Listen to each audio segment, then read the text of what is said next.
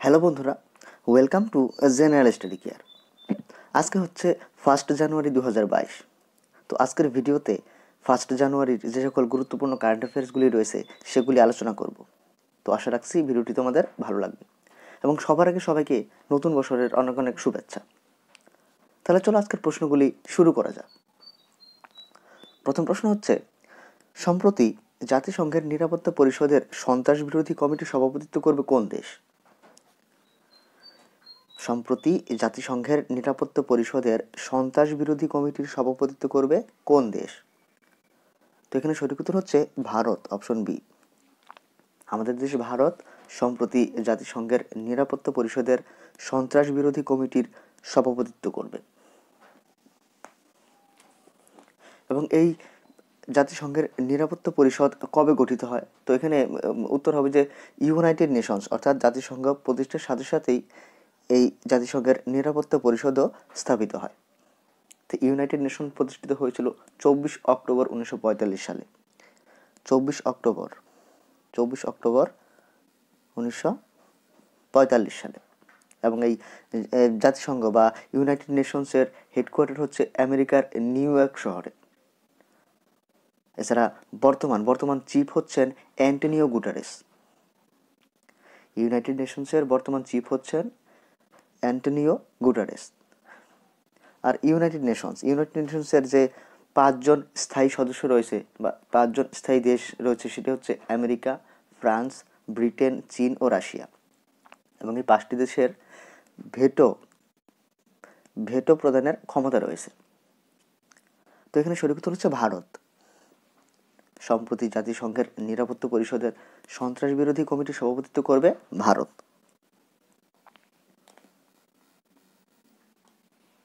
পরের প্রশ্ন, হিন্দি ভাষার জন্য সাহিত্য একাডেমি পুরস্কার 2021 কাকে দেওয়া হবে? এক্ষেত্রে সঠিক উত্তর হচ্ছে অপশন সি, দয়া প্রকাশ সিনহা। হিন্দি ভাষার জন্য এবারের নয়, মানে গত বছরের আর কি, তো সাহিত্য একাডেমি পুরস্কার 2021 দেওয়া হবে দয়া প্রকাশ সিনহাকে। এবং এই দয়া প্রকাশ সিনহার রচিত সম্রাট অশোক নামক নাটকের জন্য সম্রাট অশোক নামক নাটকের জন্য তাকে এই পুরস্কার দেওয়া হবে। এছাড়া নমিতা গোখলে ইংরেজি ভাষার জন্য পাবেন এই পুরস্কার 2021 সালের। অর্থাৎ দয়া প্রকাশ সিনহা পাবেন হিন্দি ভাষার জন্য আর নমিতা গোখলে পাবেন ইংরেজি ভাষার জন্য। এবছর মোট 20টি ভারতীয় ভাষার উপরে এই পুরস্কার দেওয়া হবে। এবং এই পুরস্কার দেওয়া শুরু হয় 1954 সাল থেকে। 1954 সাল থেকে এই সাহিত্য একাডেমি পুরস্কার দেওয়া শুরু হয়।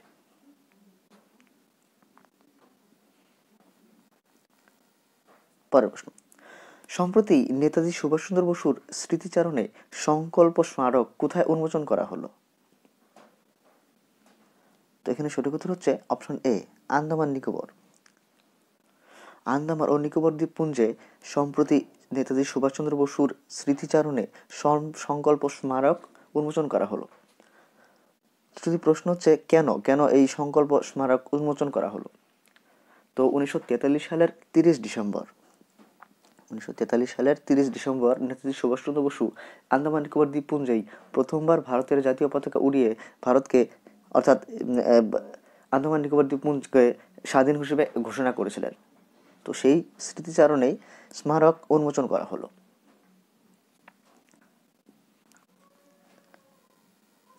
পরের প্রশ্ন, সম্প্রতি কোন দেশ পৃথিবীর প্রথম ডুয়েল মোড বাহন বের করেছে? এখানে সঠিক উত্তর হচ্ছে অপশন এ, জাপান। সম্প্রতি জাপান ডুয়েল মোড বাহন বের করেছে। তো ডুয়েল মোড বাহন হচ্ছে একসঙ্গে দু জায়গায় চলতে পারবে, রেল লাইন এবং সড়ক পথ, এই দু জায়গাতেই এই বাহন চলবে। তো জাপানের রাজধানী হচ্ছে টোকিও।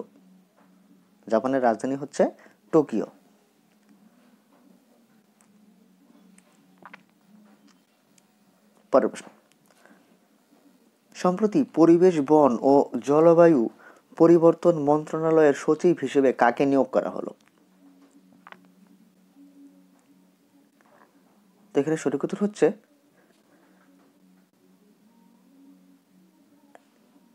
লীলানন্দন, option C. সম্প্রতি পরিবেশ, বন ও জলবায়ু পরিবর্তন মন্ত্রণালয়ের সচিব হিসেবে লীলানন্দনকে নিয়োগ করা হয়েছে। লীলানন্দন।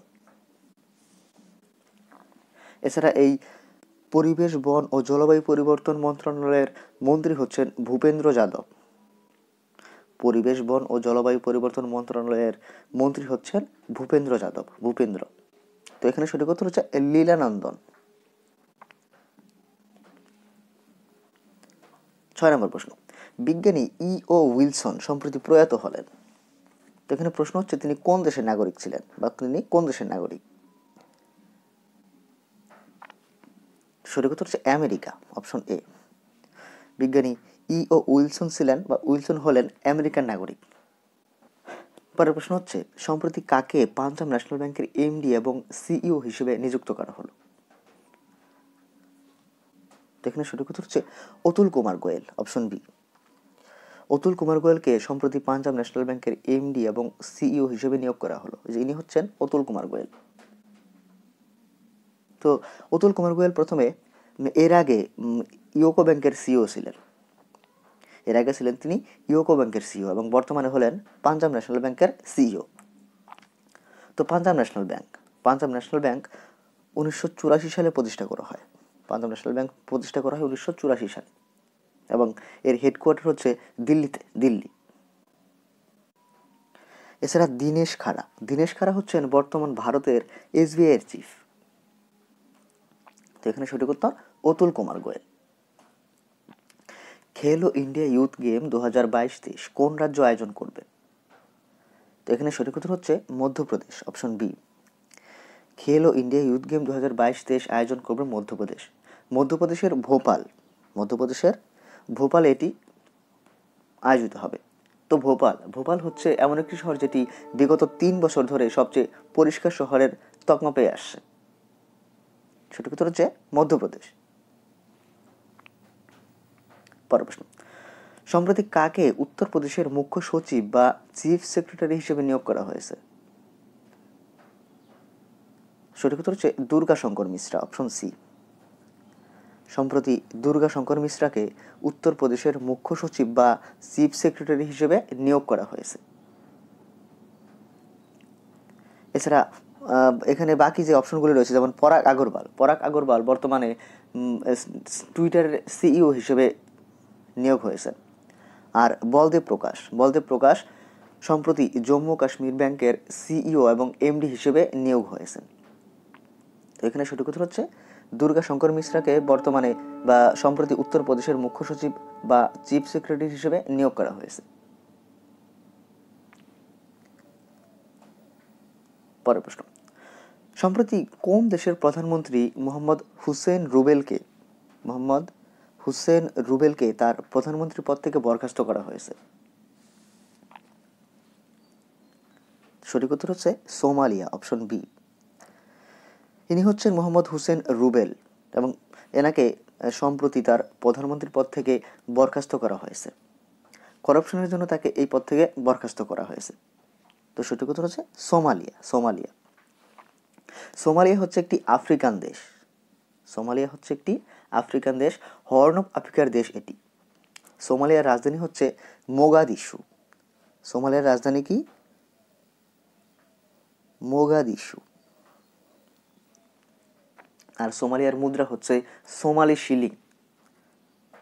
সোমালির বর্তমান রাষ্ট্রপতি হচ্ছেন মোহাম্মদ আবদুল্লাহি ফরমোজা। তো সঠিক উত্তর সোমালিয়ার প্রধানমন্ত্রীকে সম্প্রতি তার প্রধানমন্ত্রী পদ থেকে বরখাস্ত করা হয়েছে। তো এখনই বললাম সোমালিয়া হচ্ছে হর্ন অফ আফ্রিকার একটি দেশ। তো হর্ন অফ আফ্রিকার 4টি দেশ রয়েছে। এই 4টি দেশ হচ্ছে সোমালিয়া, ইথিওপিয়া, ইরিট্রিয়া ও জিবুতি। পরের প্রশ্ন। সম্প্রতি ঘোষণা করা হলো 2022 সালে ভারতে মোট কতগুলি শহরে দ্রুত 5G পরিষেবা চালু করা হবে? এখানে সঠিক উত্তর হচ্ছে 13টি শহরে, অপশন সি। 2022 সালে ভারতের 13টি শহরে দ্রুত 5G পরিষেবা চালু করা হবে। তো এখানে দেখে নিচ্ছি কোন 13টি শহর। তো 13টি শহর হচ্ছে আহমেদাবাদ, বেঙ্গালুরু, কলকাতা, চেন্নাই, চণ্ডীগড়, দিল্লি, গুরুগ্রাম, গান্ধীনগর, হায়দ্রাবাদ, জামনগর, লখনৌ, মুম্বাই ও পুনে। এই 13টি শহরে 2022 সালে খুব দ্রুত 5G পরিষেবা চালু করা হবে। তো 5G মিনিংস হচ্ছে 5th জেনারেশন। পরের প্রশ্ন, সম্প্রতি কোথায় সুরাই ইকো ট্যুরিজম জোনের উদ্বোধন করা হয়েছে? সুরাই ইকো ট্যুরিজম জোন। তো সঠিক উত্তর হচ্ছে উত্তরাখণ্ড, অপশন বি।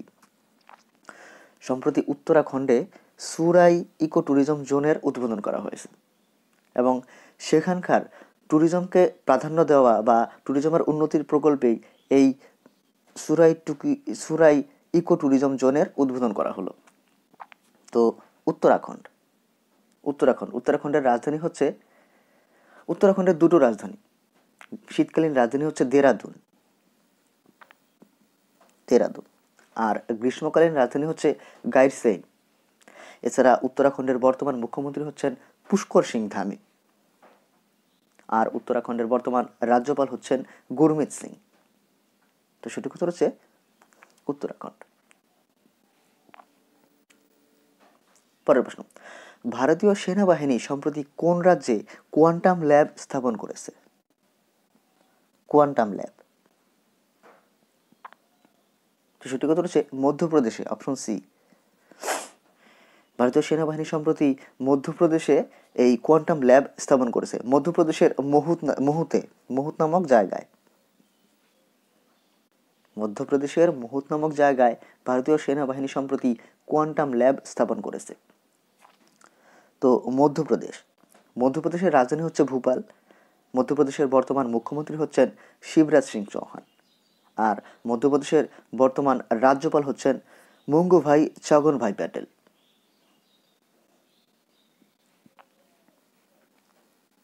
পরের প্রশ্ন, কেন্দ্রীয় সরকার সম্প্রতি ইউকো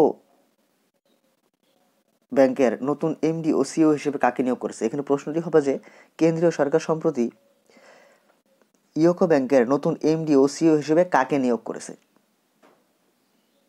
তো এখানে সঠিক উত্তর হচ্ছে সোমা শঙ্কর প্রসাদ, অপশন বি।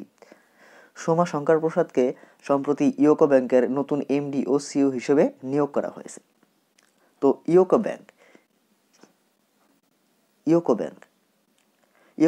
ব্যাংকের পুরো নাম হচ্ছে ইউনাইটেড কমার্শিয়াল ব্যাংক এবং এই ইউকো ব্যাংক প্রতিষ্ঠা করা হয়েছিল 1943 সালের 6 জানুয়ারি। 1943 সালের 6 জানুয়ারি এবং এই ইউকো ব্যাংকের হেডকোয়ার্টার বা সদর দপ্তর হচ্ছে কলকাতায়। তো সঠিক উত্তর হচ্ছে সম্প্রতি ইউকো ব্যাংকের এমডি ও সিইও হিসেবে নিয়োগ হয়েছেন বা নিয়োগ করা হয়েছে সোমা শঙ্কর প্রসাদ।